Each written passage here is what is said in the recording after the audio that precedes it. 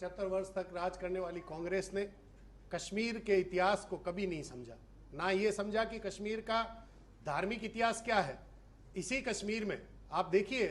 थोड़ा सा इतिहास उठाकर देखिए कि महाभारत के युद्ध के अंदर कश्मीर की सेना नहीं आई। क्यों नहीं आई? क्योंकि वहां का राजा महज 12 वर्ष का था और इस कांग्रेस राज के अंदर 5-5, 7-7, 8-8, 10-10, 12-12 साल के बच्चों के पेट के ऊपर बम बांधकर इन्होंने जिस प्रकार से जम्मू कश्मीर की शांति को भंग करने का प्रयास किया, और आज कांग्रेस 10 साल का हिसाब मांग रही है। किसी भी प्रकार से कांग्रेस को इस बात का अधिकार नहीं है, इस बात को जानने का, क्योंकि पिछले 56 वर्षों के इनके राज में 10-10 वर्ष के बच्चों को 500-500 रुपए देकर जिस प्रकार से अशांति फैलाने का कार्य किया था, इन 10 वर्षों में वो बच्चे अब स्कूल ड्रेस के अंदर स्कूल जाने लगे। पिछले वर्ष हमने वहां पर तिरंगा यात्रा निकाली, हमने वहां पर एक एक चीज ग्राउंड रिपोर्ट पर जाकर देखा कि कैसे एक एक छोटे छोटे बच्चे राष्ट्र के प्रति समर्पित है, हिंदुस्तान के प्रति समर्पित है और जनगण मन और वंदे मातरम के नारे के साथ भारत को मजबूत करने को लेकर अपने भविष्य निर्माण को लेकर आगे बढ़ रहे हैं। मेरे संपर्क में करीबन 2 दर्जन से ज्यादा ऐसे परिवार हैं जिनके बच्चे हिंदुस्तान के दूसरे क्षेत्रों में, पुणे, मुंबई, दिल्ली में आकर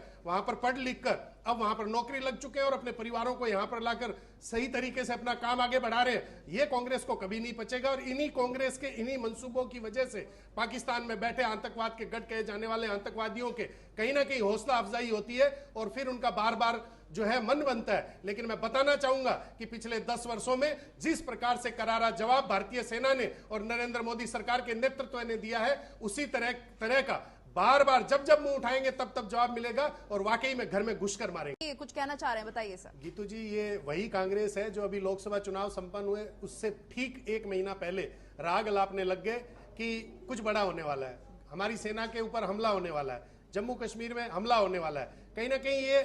अंदरूनी तरीके से आमंत्रित कर रहे थे पाकिस्तान के आतंकवादियों को कि आप आइए और हिंदुस्तान के अंदर अशांति फैलाइए। ये वही कांग्रेस है जिसने पिछले 75 वर्षों में जम्मू कश्मीर के अंदर ग्राउंड रिपोर्ट पर जाकर जम्मू कश्मीर की आवाम को कभी नहीं पूछा कि आपकी जरूरतें क्या है, आपको स्वास्थ्य, शिक्षा और रोजगार के अंदर किस तरह की व्यवस्थाएं चाहिए, कभी नहीं कहा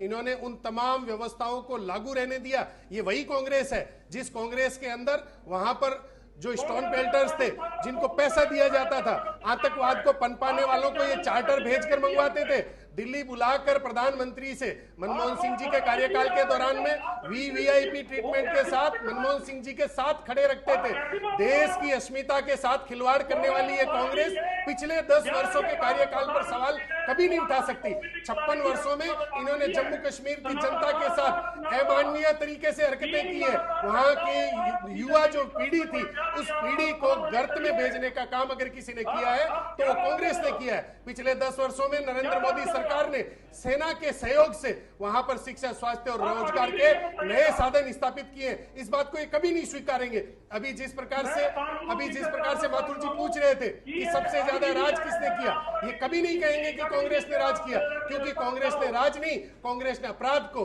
कांग्रेस ने आतंकवाद को, कांग्रेस ने भूखमरी को, कांग्रेस ने बेरोजगारी को पनपाने का कार्य किया। और उस बेरोजगारी का सबसे ज्यादा अगर नुकसान किसी को हुआ तो जम्मू कश्मीर को हुआ, जिसकी अब भरपाई हम धीरे धीरे करते जा रहे हैं। हमारी सेना के नौजवानों को जिस प्रकार से हमारे सेना के नौजवान वहां की लोकल आवाम को मार दिया जाता है, इसके पीछे कहीं ना कहीं हाथ है तो कांग्रेस के पिछले 55-56 वर्षों के राज का हाथ है, जिसे ये कभी भी कतई स्वीकार नहीं करेंगे। गीतू जी, हो सकती है। देखिए, अभी जो चुनाव की तैयारियां चल रही है, उन चुनाव की तैयारियों के साथ साथ कहीं ना कहीं पाकिस्तान को ये बात का एहसास हो गया है कि ये चुनाव होने के बाद में विकास के रास्ते खुल जाने वाले हैं जम्मू कश्मीर के अंदर, और जम्मू कश्मीर का युवा जो है वो वर्तमान की सरकार के साथ कंधे से कंधा मिलाकर जम्मू कश्मीर के विकास के लिए आगे बढ़ने की तैयारी कर चुका है, मन बना चुका है। इसी परिस्थितियों को देखते हुए पाकिस्तान के अंदर और जम्मू कश्मीर के अंदर ही बैठे कुछ लोग ऐसे हैं, असामाजिक तत्व ऐसे हैं जो आतंकवाद को बढ़ावा देने के लिए,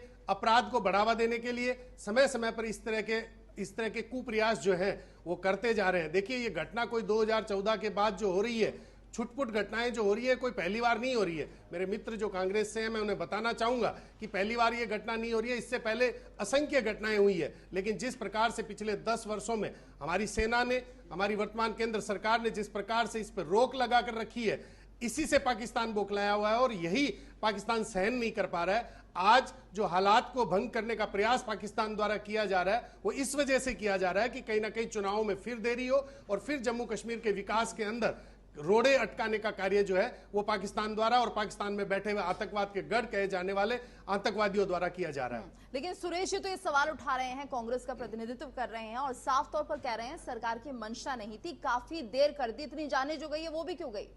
देखिए, ये इल्जाम लगाना एक अलग बात है, पर वास्तविकता यह है कि सेना पर किसी भी प्रकार का, सेना के कर्तव्यों के ऊपर किसी भी प्रकार का आरोप प्रत्यारोप लगाना ये बेवकूफी कही जाएगी, क्योंकि सेना अपना काम बहुत कर्तव्य के साथ कर रही है और सेना कभी भी किसी आतंकवादी को अपनी नजरों के सामने से जाते हुए नहीं देखना चाहती है। इसलिए सेना के ऊपर भरोसा रखना चाहिए। भारतीय सेना निश्चित रूप से आतंकवाद को जम्मू कश्मीर ही नहीं, पाकिस्तान में घुसकर भी साफ करने की हिम्मत रखती है, मादा रखती है। गीतू जी, ये रास नहीं आया उन हैंडलर्स को जो कि पाकिस्तान में बैठे हैं?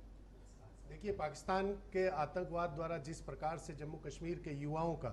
दुरुपयोग किया गया, उन्हें पोषित किया गया और पत्थरबाजी के अंदर लाकर जिस प्रकार से जम्मू कश्मीर के अंदर शांति को भंग करने का प्रयास पिछले 75 वर्षों में हुआ, उसमें कहीं ना कहीं हमारी सरकार ने 2014 में आने के बाद पिछले 10 वर्षों में ना केवल गिरावट आई है, बल्कि हमारी सरकार ने, नरेंद्र मोदी सरकार ने एक विजनरी अपना एजेंडा रखते हुए, मैं आपको बताना चाहूंगा कि जिस डोडा की हम बात कर रहे हैं, जहां पर हमला हुआ है, उसी डोडा में एक सीमेंट फैक्ट्री जो मल्टीनेशनल कंपनी की है, जहां पर करीबन 4000 युवाओं को, जम्मू कश्मीर के युवाओं को वहां पर रोजगार दिया गया है। और इसके अलावा भी जम्मू को बहुत शांति के रूप से देखा जाता था, जम्मू में किसी भी प्रकार की अशांति नहीं दिखने को मिल रही थी। इस बात से कहीं ना कहीं बरगलाई हुई थी ये पाकिस्तान के अंदर बैठी जो आतंकवाद की जो टुकड़ियां हैं, वो केवल और केवल जम्मू कश्मीर में कहीं ना कहीं अपना जगह तराशने का प्रयास कर रही है। और मैं आपको बताना चाहूंगा कि पिछले 10 वर्षों में ऐसे अनेकों प्रयास हुए, परंतु मोदी सरकार के नेतृत्व में पहले भी उनको कभी भी जगह नहीं मिली है और आगे भी नहीं मिलेगी। मानते हैं कि कल मीटिंग है और बहुत बड़ी मीटिंग है, लेकिन ये तो 2014 में ही तय हो गया था कि जम्मू कश्मीर में जो भी शांति को भंग करेगा उसे करारा जवाब मिलेगा और उसे घर के अंदर घुसकर मारेंगे। जी, यानी एक बार